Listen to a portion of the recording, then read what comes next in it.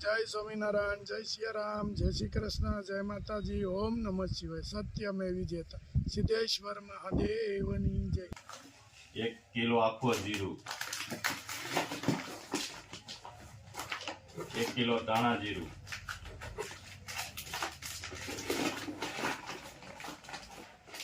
1 kilo સિંગ દાણા અને 1 kilo મરચું. હજી લોકો મસાલા મગાવે છે.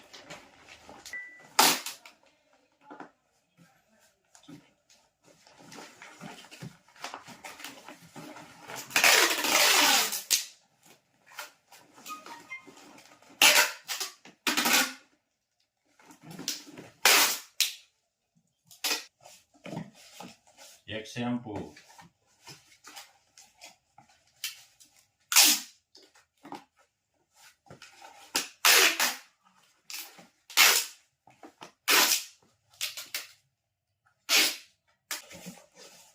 બે શેમ્પુ,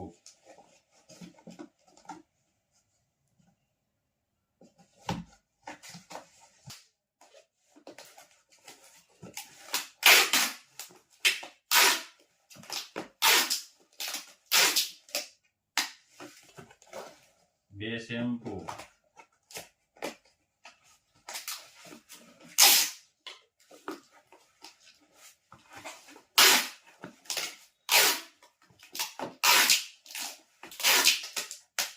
આવો ભાઈ આવો. જય શ્રી કૃષ્ણ ભાઈ. જય શ્રી કૃષ્ણ. હાવ જય શ્રી કૃષ્ણ. બસ બહુ હારા. વરસાદ પાણી બહુ સારા. ઘનશ્યામભાઈ ને પૂછો વરસાદ પર ભાઈ હારું ને? હે આવી ગયો મારો વાલો. કાલના ઘા સહન નતા થયા એટલે આવ્યો એટલો બધો ઈ કે. હા, હાચી વાત છે. કેમ છે ભાઈ? આ તો વરસાદ આવ્યો ને હા. તો કાસું હોનું નીપજે એમાં. હાલે લે વાહ ભાઈ હું વાહ. વાત છે. બે હતો ખરા. આ બેઠા ભાઈ. હું તો ઈ કયો ને. બસ તમારી મરસી વાવી છે. હા, જો તમે રોપ લાવવાની વાવી છે. આવી છે પણ હજી વાર લાગશે થોડીક. એમાં તો આંકડા હતા તો હું તો એક લાવી હતી પણ તમારે એની કાળજી રાખવી પડે. કાળજી એવું છે? તો હું પછી હવારમાં ઉઠીને એને સામું જોઈને બેહી રોય છે.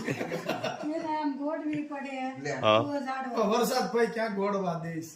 ગમે તે મારે જો રોજ હું સવારમાં પેલા ઉઠું હા. અને પછી પ્રદક્ષિણા બધા ઝાડની કરું એ થાય ભાઈ. હું પ્રદક્ષિણા કરો છો? આ તો નવું શીખવાડ્યું ઘનશ્યામભાઈ. મને ઝાડવું વાલું બહુ ને હું હવારમાં પૂછો મારા બાને હવારમાં ઉઠું ને એટલે પેલા ઉઠીને સીધો એને કઈ રીતે છે પાન કાઢ્યું છે નહીં હું છે અહીંયા 5-10 મિનિટ તો હું જોઉં ઈ. જોજી ભાઈ તમારે કરતા કાળજી પ્રદક્ષિણા કરતા. હા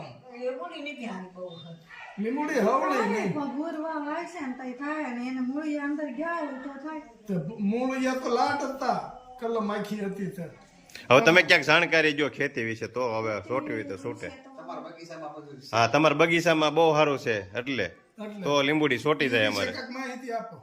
તમે હું પછી એમાં દેશી ખાતર જોઈ હા. પછી ઓલો એવડીનો ખોળ જોઈ હા. રસોઈનો ખોળ જોઈ ઈ બધાને પટ આપવા પડે હા અને આને ઓલું પાન નવા પાન આવે ઈ દવા છાંટવી પડે તો થાય. કુણકની હા, કુણકની. ઓર્ગેનિક પકવવું છે દવા તો અટાડવી જ પણ નહીં. અત્યારે ગુજારવી તો પડે ને પાછી. હા પણ એ તો દેશી ખાતર ને એવું નાખશું ભાઈ. તો ન ઉતરે ગુજરી જાય તમારા ભાગમાં હોય તો. હા તો હાલે લે નગર ગુજરી જાય. ભાઈ કે તમારા ભાગમાં આવી છે તો ઉજરશે. તમારા ભાગમાં આવી જાય તો નકર ગુજરી જાય. ગુજરશે ઈ કે કાંઈક તો થાય. બસ બાજુ કર્યું કે બસ ક્યાં જાય કે ધારી કે તમારા ભાગમાં છે ધારી જાય ને ઘણું ધારી જાય. હા એક બાપાને પૂછ્યું તું કે દાદા મોલાજ ગુજરી ગઈ કે હા ગુજરી ગઈ ને પછી ગુજરી ગઈ કે પેલા જો ને આવ્યું હતું કે તું આવી હતી બહુ સારી હતી ને હવે તમારું બેસણું માંડવીમાં રાખ્યું હતું એ બધા ત્યાં જઈ જઈને રોતા હતા ને કાલે આખું ખેતર કપાસનું ધોવાઈ ગયું હતું તો 300 છોડવાઈ રહે કે લે હવે તને નથી રાખવા બીજા હતા એ હારા વહી ગયા ને હવે તને હું રાખવા હતા બે ભળી તો હા પણ પછી બે છોડવા હતું તે હું રાખવું બે એના છોડવા પડે ને બધા ઉપર નહીં. વાહ ભાઈ વાહ. ગીરની રમતિયાળ અનેક ખમીરવાળી જમીનની મોંઘી મોલાત એવા બે કદાવર નરની આ વાત. જય અને વીરુ જન્મ્યા ત્યાંથી ભેગા ને ભેગા, એકની પૂંછડી બુરી થાય અને બીજાની કેશવાળી શરૂ થાય. હંમેશા આગળ ને પાછળ, એકબીજાને હારે ને હારે. જો ગીર અયોધ્યા હોય તો જય અને વીરુ ત્યાંના રામ અને લક્ષ્મણ બંનેના રૂપ અત્યંત વિકરાળ. અને ઘટાદાર કેશવાળીના માલિક બંનેનો રંગ અસલ ગીરની માટી જેવો. સોરઠની સીમમાં આવેલ સિંહની વસ્તીમાં મોટો ફાળો આ બે નરનો છે.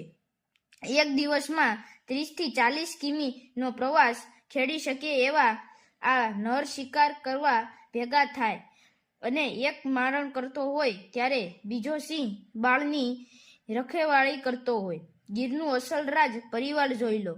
આંગણે આવતા કે રસ્તે મળતા જ માનવી કંઈ કનડગત નહીં કરવાની. બેયનો બાદશાહી મિજાજ. આમ તો ગીરમાં કેટલાય ભેરું થઈ ગયા, પણ જય અને વીરુનો પ્રેમ, તેમની અખૂટ શક્તિ, એમનો વિકરાળ પરિવાર, એમનું વિશાળ રૂપ અને ખાસ કરીને એમની ઉપસ્થિતિની ઉર્જા ક્યાંય ન જોયેલી, ક્યાંય ન મળેલી. આપણા દેશના વડાપ્રધાન માનનીય શ્રી નરેન્દ્રભાઈ મોદીને ગીર માટે અખૂટ પ્રેમ. જો આજે પાછો ગાયુંનો ચારો આવી ગયો છે અને આપણે કે જે ગયા પહેરે કીધું હતું કે જે બેનને ચારો નાખવાનો છે નામ લેવાની ના પાડી છે, પણ એ બેન તરફથી છે. તો આજે જે ગાય માતા આ ચારો ખાશે અને એની આતડી થશે એ બધું પૂન એ બેનના નામે ભગવાન એને ખૂબ આગળ વધારે અને આવા નવા સેવાના કાર્ય કરતા રહે એવી અમારે સ્વામિનારાયણ ભગવાનના ચરણોમાં પ્રાર્થના. જય સ્વામિનારાયણ. હાલે.